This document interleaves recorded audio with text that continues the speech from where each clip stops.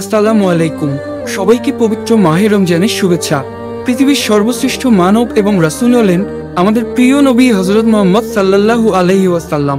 নবীজির আদর্শ আমাদের জন্য শিক্ষা, আর তা নিয়ে 2015 সালে ইরানে তৈরি করা হয়েছিল সর্বকালের শ্রেষ্ঠ একটি সিনেমা, যার নাম Muhammad the Messenger of god. এই মুভিতে নবীজির জন্ম থেকে শুরু করে আরব জাতির বর্বর ইতিহাস তুলে ধরা হয়েছে। পাশাপাশি নবীজির জন্মের সময় আল্লাহর ঘর ও মুসলিম উম্মার প্রাণকেন্দ্র পবিত্র কাবা শরীফকে যখন শত্রুরা ধ্বংস করতে এসেছিল, তখন আল্লাহ পাক তার প্রতি বিশ্বাসীদের জন্য নিদর্শন হিসেবে কিভাবে শত্রুদের প্রতিহত করে পবিত্র কাবা ঘরকে রক্ষা করেছিলেন সে ঘটনাও তুলে ধরা হয়েছে। তবে শুরু করার আগেই বলে রাখি, মুভিতে কোথাও নবীজির চেহারা মোবারক দেখানো হয়নি, তাই কোনো দ্বিধা ছাড়াই পুরো ভিডিওটি শেষ পর্যন্ত দেখুন। আরব সমাজ যখন অন্ধকারে ডুবেছিল, সময়টা ছিল ঠিক তখনকার, যখন আমাদের প্রিয় নবী পৃথিবীতে ভূমিষ্ঠ হয়নি। সেই সময়টাকে বলা হতো আইএমএ জাহিলিয়াতের যুগ, অর্থাৎ অজ্ঞতার যুগ। আরব সমাজে সেই সময় আইন কানুন এবং নীতি নৈতিকতার কোনো বালাই ছিল না। বেহায়াপনা এবং অশ্লীলতায় পুরো সমাজ যেন ডুবেছিল। সেই সময় নারীদের কোনো অধিকার ছিল না, তাদের উপর করা হতো নানা ধরনের অত্যাচার এবং নির্যাতন। এমনকি অনেক সময় কন্যা সন্তানদেরকে জীবিত কবর দেওয়া হতো। এতে মানুষের মনে বিন্দুমাত্র দ্বিধা কাজ করত না। নারীদেরকে সেই সময় ভোগ্যের পণ্য মনে করা হতো। এমনকি বাজারে নারী পুরুষ উভয়কেই দাসদাসী হিসেবে বেচাকেনা করার রীতি ছিল। সে সময় বিভিন্ন প্রান্ত থেকে মুসলিমরা মক্কায় কাবা তাওয়াফ করার জন্য আসলেও কাবা ঘরের ভিতরে রাখা ছিল 360টি মূর্তি। কারণ মক্কায় তখন মুসলিমদের পাশাপাশি খ্রিস্টান, ইহুদি সহ বিভিন্ন গোত্রের মানুষ ব্যবসার জন্য স্থায়ী বা অস্থায়ীভাবে বসবাস করত, যাদের মধ্যে কাফের এবং মুশরিকদের সংখ্যা অনেক বেশি হওয়ায় তাদের দাপটও ছিল অনেক বেশি। এরপর সময়টা 570 খ্রিস্টাব্দের। তখন মক্কার নেতা ছিলেন নবীজির দাদা এবং কুরাইশ বংশের প্রধান আব্দুল মুত্তালিব, যিনি কাবা ঘরের রক্ষণাবেক্ষণের দায়িত্বেও ছিলেন। আর নবীজি তখন মা আমিনার গর্ভে। এর মধ্যে হঠাৎ একদিন আরবে বিশাল এক হস্তি বাহিনীকে দেখা যায়, যারা ক্রমশ মক্কার দিকে এগিয়ে আসছে। আর মানুষজন তাদের ভয়ে বাড়িঘর ছেড়ে পালাচ্ছে, কারণ সেই হস্তি বাহিনীকে প্রতিহত করার শক্তি তাদের ছিল না। এমনকি ততক্ষণে সেই বাহিনী মক্কার অনেককে ধরে নির্যাতন করতে শুরু করেছে এবং নবীজির দাদা আব্দুল মুত্তালিবের 200 উট সহ মক্কাবাসীর সমস্ত উট কেড়ে নিয়েছে, যাতে তারা তাদের সঙ্গে লড়াই করতে না পারে। ঠিক তখনই দেখা যায় নবীজির চাচা আবু তালিব এসে আব্দুল মুত্তালিবকে মক্কার পরিস্থিতি সম্পর্কে জানায় এবং বলে যে ওই হস্তি বাহিনীর সাথে বিবাদ করে আমরা পারবো না বাবা, বরং আমরা আত্মসমর্পণ করি। আব্দুল মুত্তালিব তখন ছেলে আবু তালিবকে সাথে নিয়ে রওনা দেয় হস্তি বাহিনীর প্রধানের সাথে দেখা করতে। আর এই হস্তি বাহিনীর প্রধান হলেন মক্কার পার্শ্ববর্তী এলাকা ইয়েমেনের শাসক আব্রাহা, যে ছিল অনেক ক্ষমতা ও শক্তির অধিকারী। মূলত আরব সমাজ তখন অন্ধকারে ডুবে থাকলেও পৃথিবীর বেশিরভাগ মানুষই এটা জেনে গিয়েছিল যে ইসলামই হলো পৃথিবীর সর্বশ্রেষ্ঠ ধর্ম এবং সত্য ধর্ম। তাই বিভিন্ন প্রান্তের মানুষেরা তখন দলে দলে ইসলাম গ্রহণ করছিল এবং হজ করার জন্য মক্কায় ছুটে আসতো। ইসলাম ধর্ম এবং কাবার এতটা গ্রহণযোগ্যতা দেখে আব্রাহা তার ক্ষমতার দাপটে ইয়েমেনের রাজধানী সানাতে হুবহু কাবার মতো একটি গির্জা তৈরি করে। কারণ আব্রাহা চেয়েছিলেন মানুষ খ্রিস্টান ধর্ম গ্রহণ করুক এবং তার তৈরি গির্জাতে বেশি বেশি আসুক। কিন্তু আব্রাহা যখন দেখে যে তার চাওয়া কোনোভাবেই পূরণ হচ্ছিল না, আব্রাহা তখন রাগে এবং ক্রোধে ফেটে পড়ে। সে কারণে আব্রাহা একদিন সিদ্ধান্ত নেয় যে কাবা ঘরকে সে ভেঙে দিবে। তাই আব্রাহা তার 60,000 সৈন্য এবং 13টি হাতি নিয়ে মক্কার দিকে আসতে থাকে। এর মধ্যে আব্দুল মুত্তালিব সেখানে পৌঁছে যায় এবং আব্রাহাকে বলে, আমি আপনাকে সতর্ক করছি, আপনি যেই ঘরটিকে ধ্বংস করতে চাইছেন সেটা আল্লাহর ঘর, তাই এমন বিপজ্জনক কাজ থেকে দূরে থাকুন। কিন্তু আব্রাহা তার কোনো কথাই শুনতে চাইছিল না। আব্দুল মুত্তালিব তখন তাকে বলে যে আপনি আমার উট ফেরত দিন। একথা শুনে আব্রাহা বেশ অবাক হয়ে যায় আর বলে যে আমি আপনাদের প্রিয় উপাসনালয় ধ্বংস করে দিচ্ছি, যেখানে আপনার বাবা দাদারাও ইবাদত করেছিল। ফলে আপনাদের মান সম্মান আর প্রতিপত্তি সবকিছু আজ ধুলোয় মিশে যাবে।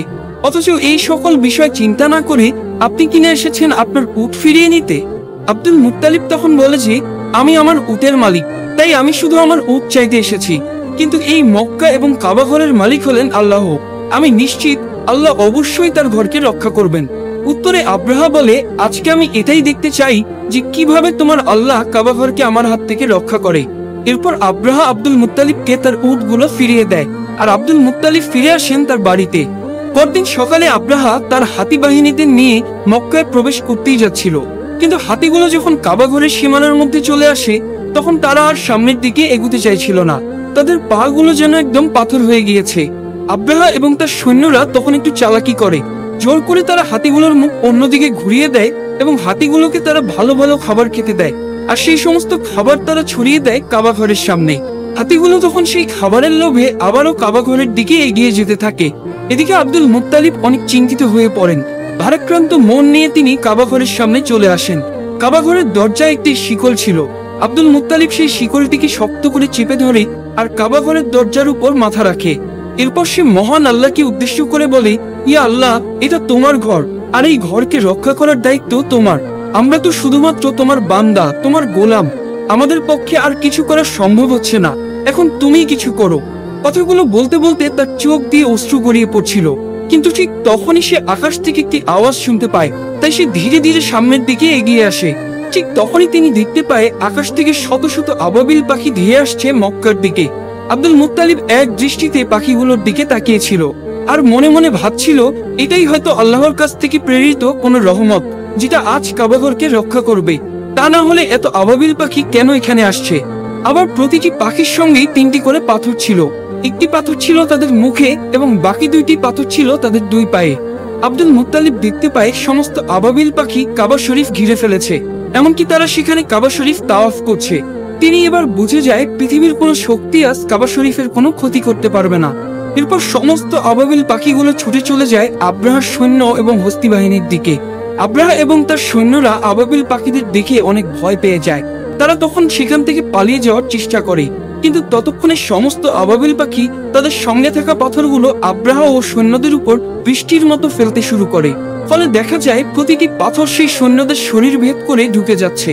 এতে মুহূর্তের মধ্যেই সকল সৈন্যরা মারা যায়, এমনকি আব্রাহাও এখানে মারা গিয়েছিল। আল্লাহ তাআলা এই কাফেরদেরকে একদম ধূলিসাৎ করে দেয়। মহান আল্লাহর কুদরতের মাধ্যমেই এই ছোট ছোট পাথর দিয়ে ধ্বংস হয়েছিল 60,000 সৈন্য এবং 13টি হাতি। এমনকি এই ঘটনার বর্ণনা দেওয়া হয়েছে পবিত্র কোরআনের সূরা আল ফিলে, যেখানে বলা হয়েছে, তুমি কি দেখোনি তোমার প্রতিপালক কাবাঘর ধ্বংস করতে আসা হাতিওয়ালাদের সাথে কিরূপ আচরণ করেছিল? তিনি কি তাদের চক্রান্ত নস্যাৎ করে দেননি? তিনি তাদের বিরুদ্ধে পাঠিয়েছিলেন ঝাঁকে ঝাঁকে আবাবিল পাখি, যারা সেই হাতিওয়ালাদের উপর পোড়ামাটির পাথর নিক্ষেপ করেছিল। অতঃপর তিনি সেই হাতিওয়ালাদের পরিণত করেছিলেন ভক্ষিত ভুসির ন্যায়। তো এভাবেই সেদিন কাবাঘর রক্ষা পেয়েছিল। এই ঘটনার পর প্রায় 2 মাস কেটে যায়। এরপর আমরা একটি রাতের ঘটনা দেখতে পাই। মক্কাবাসীরা সেদিন নিজ নিজ কাজে ব্যস্ত ছিল। নবীজির দাদা আব্দুল মুত্তালিব সেদিন রাতে কাবা শরীফের সাথে দাঁড়িয়েছিলেন। হঠাৎ করে তিনি আকাশে একটি প্রজ্বলিত আলো দেখতে পায়, যেটা আরব থেকে পূর্বাঞ্চল সহ পুরো বিশ্বে ছড়িয়ে পড়ে।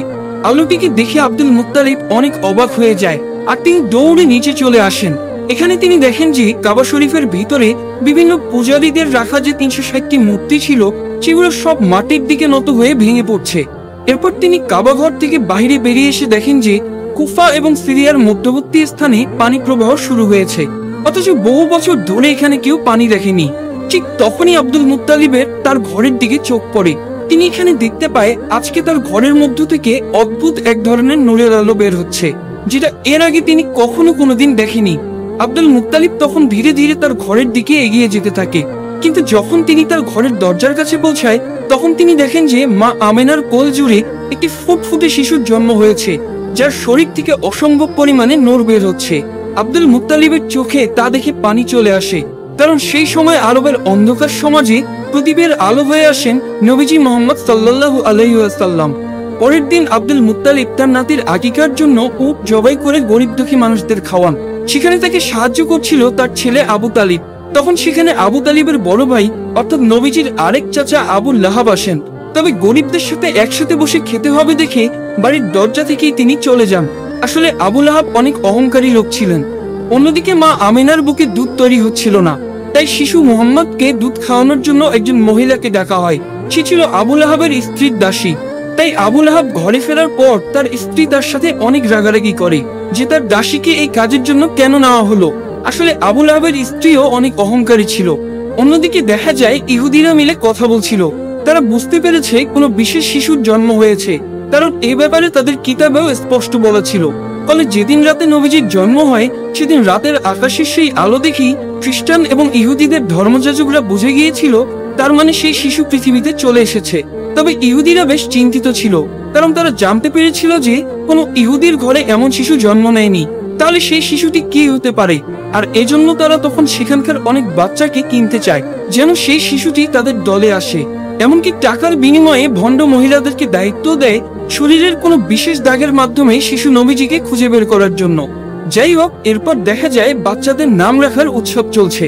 সেখানে বিভিন্ন বাচ্চাদের নাম ঘোষণা করা হচ্ছে আর সবাই মিলে আনন্দ করছে। এর মধ্যে সেখানে আব্দুল মুত্তালিব আসেন শিশু নবীজিকে কোলে নিয়ে তার নামকরণ করার জন্য। তিনি প্রথমে হাজরে আসওয়াদ মানে সেই কালো পাথরে হাত রাখেন। তখনই দেখা যায় কাবার দরজার হাতলটি দরজায় বাড়ি মারছিল আর সেই শিশুর শরীর থেকে নূরের আলো বের হচ্ছিল। আব্দুল মুত্তালিব তখন সবার সামনে জনসম্মুখে শিশুটির নাম ঘোষণা করে মুহাম্মদ। এটা শুনে সেখানে থাকা বিভিন্ন গোত্রের মানুষেরা বলাবলি করতে থাকে যে এটা আবার কি নাম, এটি তো আমাদের কোনো দেবদেবীর নামের সাথে মিলে না। আসলে মুহাম্মদ নামটি কেউ আগে কোনোদিন শুনেনি তারা, তাই মানুষজন এটা নিয়ে কথা বলাবলি করছিল। তখন সেখানে আবু তালিব সবার সামনে এসে বলে, এ লোক সকল, তোমরা থামো, এই শিশুটির নামকরণ করা হয়ে গিয়েছে আর তোমরা তা পরিবর্তন করতে পারবে না। এই বলে তিনি সবাইকে থামিয়ে দেন এবং সবাই তা স্বাচ্ছন্দ্যে মেনে নেন। এরপর দেখা যায় আবু লাহাব তার স্ত্রীর সেই দাসীকে ফেরত নিতে এসেছে যে নবীজিকে প্রথমবার দুধ পান করিয়েছিল। ফলে ক্ষুধার্ত নবীজি আর দুধ পান করতে পারছে না। এ নিয়ে আব্দুল মুত্তালিব সরাসরি আবু লাহাবের কাছে আসে এবং এর কারণ জানতে চায়। আবু লাহাব তখন বলে, ওই দাসীকে আমি আমার স্ত্রীকে উপহার দিয়েছিলাম, তাই তার মালিক হলেন আমার স্ত্রী। এটা শুনে আব্দুল মুত্তালিব বলেন, তুমি মুহাম্মদের চাচা হয়েও এই কথা বলছো, অথচ আমি তো সব সময় মুহাম্মদের জন্য নিজের জান দিতে প্রস্তুত। তবে আল্লাহ তো মেহেরবান, তাই মুহাম্মদকে বেশি দিন দুগ্ধ কষ্টে থাকতে হয়নি। কারণ সে সময় আরবের রীতি ছিল যে সন্তান জন্ম নেওয়ার পর তাকে দুধ পান করানোর জন্য এবং মরুভূমি থেকে দূরের মুক্ত আবহাওয়ায় লালন পালনের জন্য বেদুইন মহিলাদের কাছে দিয়ে দেওয়া এবং নির্দিষ্ট সময় পর আবার ফেরত নেওয়া। এর আরেকটি কারণ ছিল বাচ্চাদের বিশুদ্ধ আরবি শেখানো। আর সবকিছুর জন্যই সেই বেদুইন মহিলাদের ভালো অঙ্কের অর্থ দেয়া হতো। তো প্রতি বছরে একবার সেই বেদুইন মহিলারা মক্কায় আসতো বাচ্চা দত্তক নিতে। এবারও অনেক দম্পতি এসেছে এখানে। এর মধ্যে একটি দম্পতিকে দেখা যায় যারা নিজেরাও বেশ ক্লান্ত আর তাদের উটটাও খুব নাজেহাল অবস্থা। তারা মরুভূমির উত্তপ্ত গরমের মধ্য দিয়ে অনেক দূর পথ পাড়ি দিয়ে এখানে আসতে হয়েছে তাদের। তাই প্রথমেই তারা তাদের উটটাকে খুব কম দামে বাধ্য হয়ে বিক্রি করে দেয় এবং বাচ্চা খুঁজতে থাকে। তারা আসতে দেরি করায় ততক্ষণে প্রায় সব বাচ্চাই দত্তক নিয়ে ফেলেছে অন্যরা। এটা দেখে তাদের মন কিছুটা খারাপ হয়ে যায়।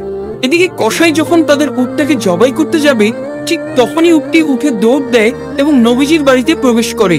এটা দেখে ওই লোকটির স্ত্রীও উটের পিছনে পিছনে সেখানে প্রবেশ করে। তখন নবীজির মা আমেনা মহিলাটিকে খুব ক্লান্ত এবং ক্ষুধার্ত দেখে খাওয়ানোর জন্য তাকে ঘরে নিয়ে যায় আর তার পিঠের বাচ্চাটিকে দোলনায় শুয়ে দিতে বলেন।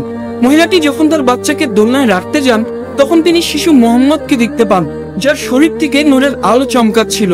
সেই মহিলা তখন নবীজিকে কোলে তুলে নেন এবং তাকে ক্ষুধার্ত দেখে নিজের দুধ পান করান। আর এই মহিলাই হলেন নবীজির দুধ মা হালিমা। আসলে নবীজিকে লালন পালনের জন্য বেশি টাকা দেওয়ার সামর্থ্য নেই বলে নবীজিকে তখনও কেউ দত্তক নেয়নি। তাই নবীজির দাদা এবং মা আমিনা হালিমা এবং তার স্বামীর সাথে কথা বলেন এ ব্যাপারে। এটা শুনে হালিমা এবং তার স্বামীও রাজি হয়ে যায়, যদিও তারা জানতো যে এক্ষেত্রে তারা খুব ভালো অর্থ পাবে না। এরপর দেখা যায় মা আমেনা নিজে অনেক কষ্ট পেলেও নবীজিকে দুধ মা হালিমার কাছে দিয়ে দেন এবং তাদেরকে আরো দুটি উট ও একটি গাধা দেওয়া হয়েছিল। হালিমা যখন নবীজিকে নিয়ে তার এলাকায় প্রবেশ করে তখন সেখানে বৃষ্টি হতে শুরু করেছে, অথচ আগে এখানে খুব একটা বৃষ্টি হতো না। পাশাপাশি নবীজি আসার পর থেকেই দুধমা হালিমার ঘর যেন আল্লাহর রহমতে ভরে উঠেছে। আর এভাবেই কেটে যায় 2 বছর এবং চুক্তি শেষ হওয়ার কারণে দুধমা হালিমা এবং তার স্বামী মিলে নবীজিকে মা আমিনার কাছে ফেরত দেওয়ার জন্য নিয়ে আসে। নবীজি আসার সাথে সাথেই কাবা ঘর পুরো জলজল করে আলো ছড়াচ্ছিল। অন্যদিকে মা আমিনাও নবীজিকে দেখে খুশিতে কেঁদে ফেলে, কিন্তু কাবার আশেপাশে তখন একটা মহামারী রোগ ছড়িয়ে পড়েছিল। সেই সাথে নবীজির দাদা আব্দুল মুত্তালিব জানতে পারেন যে ইহুদিরা তখনও নবীজিকে খুঁজে বের করার চেষ্টা করছে। তাই খারাপ কিছুর আশঙ্কা থেকে নবীজিকে রক্ষা করতে আবারও নবীজিকে দুধমা হালিমার সাথে পাঠিয়ে দেন। এরপর কেটে যায় আরো 2 বছর। এর মধ্যে হঠাৎ একদিন নবীজির দুধমা হালিমা ভীষণ অসুস্থ হয়ে পড়ে। সেখানকার কবিরাজ এবং তান্ত্রিকরা এসে হালিমাকে সারিয়ে তোলার চেষ্টা করছে, কিন্তু নবীজি এটা দেখে তান্ত্রিকদের সরিয়ে দিয়ে যখনই হালিমার হাতে হাত রাখে তখনই দেখা যায় দুধমা হালিমা বেশ সুস্থ হয়ে গিয়েছে। আর এটা দেখে তান্ত্রিকরা অবাক হয়ে যায় এবং সেখান থেকে চলে যায়। তবে তান্ত্রিকরা বুঝে গিয়েছিল যে এই সেই বিশেষ শিশু, আর এই খবর তারা ইহুদিদের জানিয়ে দেয়। ফলে নবীজিকে নেওয়ার জন্য শত্রুরা বিভিন্নভাবে হালিমার বাড়িতে আক্রমণ করে। আর এ থেকে হালিমা এবং তার স্বামী নবীজিকে রক্ষা করলেও তারা খারাপ কিছুর আশঙ্কা বুঝতে পেরে হালিমার স্বামী নবীজিকে নিয়ে মক্কার একটি পাহাড়ের উদ্দেশ্যে রওনা হয়। তবে এবারের বিদায়ে দুধমা হালিমা কান্নায় ভেঙে পড়ে। নবীজির দাদা এই খবর জানতে পেরে নবীজির কাছে চলে আসেন, আর গুহার মধ্যেই তারা দাদা নাতি কাটিয়ে দেন 1 বছরেরও বেশি সময়। নবীজির উপস্থিতিতে মরুভূমি ততদিন প্রাণোচ্ছল হয়ে উঠেছিল। এরপর একদিন মা আমিনা সেই গুহা থেকে নবীজিকে নিয়ে মদিনাতে আসেন তার আত্মীয় স্বজনের সাথে দেখা করতে এবং তার স্বামী মানে নবীজির বাবা আব্দুল্লাহর কবর দেখতে। মূলত নবীজির জন্মের 2 মাস আগে ব্যবসার কাজে আব্দুল্লাহ মদিনায় এসেছিলেন এবং অসুস্থতাজনিত কারণে মারা গিয়েছেন, তাই মদিনাতেই ওনার কবর দেওয়া হয়েছিল। মা আমিনা এখানে নবীজিকে তার বাবার সম্পর্কে বলতে থাকেন এবং নবীজির সাথে খুব ভালো একটা সময় কাটাতে থাকেন। কিন্তু মাত্র 2 মাসের মধ্যেই মা আমিনাও হঠাৎ অসুস্থ হয়ে পড়েন, আর এই অবস্থাতেই নবীজিকে নিয়ে মদিনা থেকে ফেরার পথে মা আমিনাও মারা যায়। ফলে মাত্র 6 বছর বয়সেই নবীজি পুরোপুরি এতিম হয়ে পড়েন। তবে এই অবস্থাতেও ইহুদিরা নবীজির উপর আক্রমণ করলে নবীজির চাচা তাদেরকে প্রতিহত করেন। এরপর আবু তালিব নবীজিকে এবার তার দাদা আব্দুল মুত্তালিবের কাছে মক্কায় নিয়ে আসেন। আব্দুল মুত্তালিব এবং নবীজি সব সময় একসাথেই থাকতেন, এমনকি কাবার রক্ষণাবেক্ষণ এবং মক্কায় হজ করতে আসা মানুষদেরকে দাদার সাথে সাথে নবীজিও সহযোগিতা করতেন। তবে সে সময় একদিন হজ মৌসুমে কাবা তাওয়াফ করার সময় আব্দুল মুত্তালিব বেশ অসুস্থ হয়ে পড়েন, আর এই সুযোগে নবীজির অহংকারী চাচা আবু লাহাব চায় কুরাইশদের নেতা হতে। কিন্তু কিছুদিনের মধ্যেই আব্দুল মুত্তালিব নবীজিকে তার চাচা আবু তালেবের হাতে তুলে দেন এবং মারা যান। ফলে মাত্র 8 বছর বয়সেই নবীজি যেন আরো অভিভাবক শূন্য হয়ে পড়েন। এরপর চাচা আবু লাহাবের সাথে মক্কাতেই নবীজি জীবনযাপন করতে থাকেন। সেখানে নবীজি ছাগল চড়ানো সহ বিভিন্ন কাজ করতেন। তবে একদিন নবীজি দেখেন যে নবীজি সেই অহংকারী চাচা আবু লাহাব শোয়েবা নামের একজন দাসীকে অন্যের কাছে বিক্রি করে দিচ্ছেন।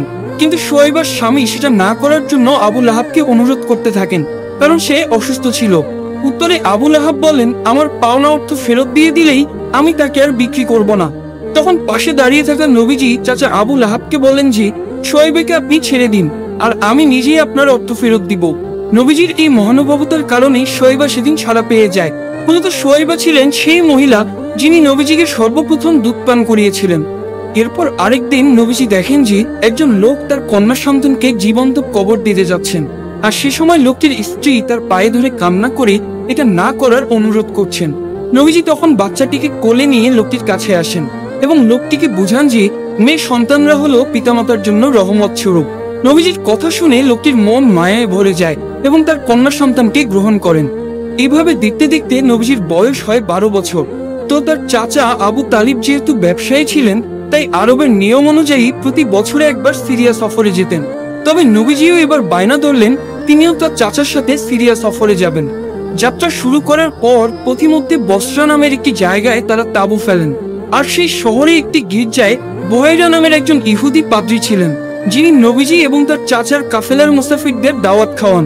এ সময় তিনি বালক মুহাম্মদকে দেখে বুঝতে পারেন যে তিনিই হলেন শেষ নবী। এটা যেমন তাদের কিতাবে লেখা ছিল, তেমনি তার অন্তর্দৃষ্টি দিয়েও বুঝতে পেরেছিলেন। এরপর তিনি আবু তালিবকে বলেন যে মুহাম্মদ এখন তোমার আশ্রয়ে আছে, তাই তোমার আরো বেশি সতর্ক হওয়া উচিত, এবং এটাও বলেন যে মুহাম্মদকে নিয়ে তোমার সিরিয়া যাওয়া উচিত হবে না, কারণ সেখানকার ইহুদিরা তার ক্ষতি করতে পারে। তাই আবু তালিব তার সিরিয়া যাওয়ার সিদ্ধান্ত বদলে আবার মক্কার দিকে ফিরে আসতে শুরু করেন। তবে পথিমধ্যেই তারা সেই ইহুদিকে আহত অবস্থায় দেখতে পায়, যে কিনা বারবার মুহাম্মদের ক্ষতি করতে চেয়েছিল। নবীজি তখন তার ঘোড়া থেকে নেমেই সেই ইহুদির মুখে পানি তুলে দেয়, আর তাকে সমুদ্রের পাশে একটি জায়গায় নিয়ে আসেন। সেখানে নবীজি দেখতে পান যে একটি মূর্তির সাথে শিকল দিয়ে একজন মহিলা ও 2টি বাচ্চাকে বেঁধে রাখা হয়েছে কোরবানি দেওয়ার জন্য। আর অন্যদিকে সেখানকার জেলে সম্প্রদায়রা পূজা করছে যেন তাদের দেবতা তাদের কোরবানি গ্রহণ করেন এবং জেলেদেরকে প্রচুর ধন সম্পদ দান করেন। কিন্তু মুহাম্মদ সাল্লাল্লাহু আলাইহি ওয়াসাল্লাম এটা দেখে সেই মহিলা এবং তার বাচ্চাদের শিকল খুলে দিতে লাগলে পূজারী জেলেরা মুহাম্মদকে থামাতে যায়। আর ঠিক তখনই সমুদ্রের ঢেউ এমন ভাবে উঠে যে সেই মূর্তিটি ভেঙে পড়ে এবং পূজারীরা সব ঘরের ভিতরে চলে যায়।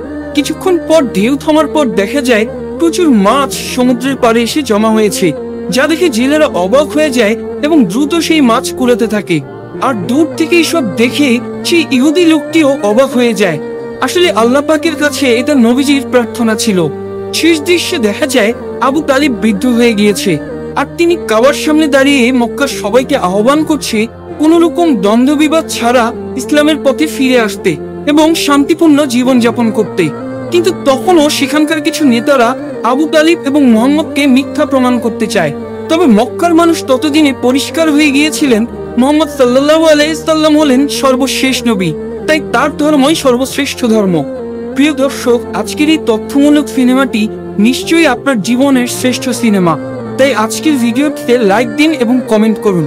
সেই সাথে আজকে যারা প্রথম এই চ্যানেলের কোনো ভিডিও দেখছেন তারা চ্যানেলটি সাবস্ক্রাইব করে বেল বাটনটি অল প্রেস করে রাখুন।